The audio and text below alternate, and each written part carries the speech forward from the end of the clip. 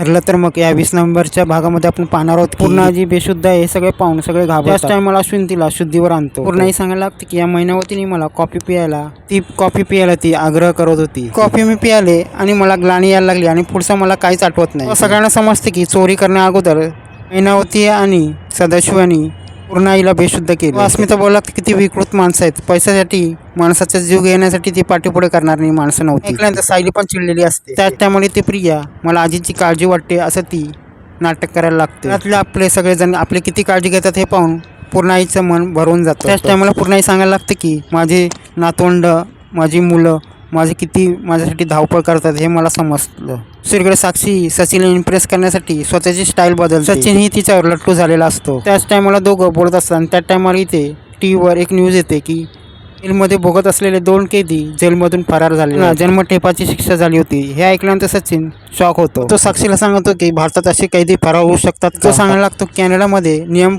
खूप कडक आहेत कारण की तिथे असे गुन्हे होत नाही. सचिनचं असं बोलणं ऐकल्यानंतर साक्षी खूप घाबरते. तिला वाटत असतं की सचिनला जर आपलं सत्य समजलं तर आपलं काय होईल. तिला अशी चणचण बाजूला लागत असते आणि त्यानंतर ती सचिनला बोलते की आपण दूर कुठेतरी जेवायला जाऊ. इकडची जवळची रेस्टॉरंट आवडत नाही आणि ती सांगायला लागते अशा आपण दूर ठिकाणी जाऊया ते आपण दोघंच असो. खरं बघायला ती साक्षीला इथे आपली ओळख लपवायची असते. इकडे प्रिया आणि अश्विन घडलेला प्रकार आहे त्याची चर्चा करत असतात. अश्विन प्रियाला बोलायला लागतो की वेळेवर कळलं सायलीला ते तिचे आईवडील नाही. त्याच टायमाला अश्विन सायलीचे कौतुक करत असतो पण इथे प्रियाला हे सहन होत नाही. त्याच्यावर प्रिया भडकू लागते. अश्विन गेल्यानंतर प्रिया स्वतःचीच बोलू लागते. शिवायने महिनावती या घरातून निघून गेल्यानंतर इथे सायलीला आनंद मानायचा की नाही हे असं तिला कळत असतं. काय तिला कळत नसतं. प्रियाला समजलं असतं की आता पहिलीच ही किल्लेदारांची मुलगी आता हे कळायला आता खूप जास्त टाइम लागणार. आता कळलं की सदाशिव आणि महिनावती तिचे खरे आई वडील नाही. आता ते त्यांच्या खऱ्या आई वडिलांचा शोध घेणार. त्यामुळे आता प्रियाचं दोन्ही बाजूनी आता मरण झालेलं. सायली खूप चिडलेली असते कारण की तिच्यामुळे आता पूर्णाईला खूप त्रास झालेला आणि ते दोघं माझे आई वडील आहेत हे समजून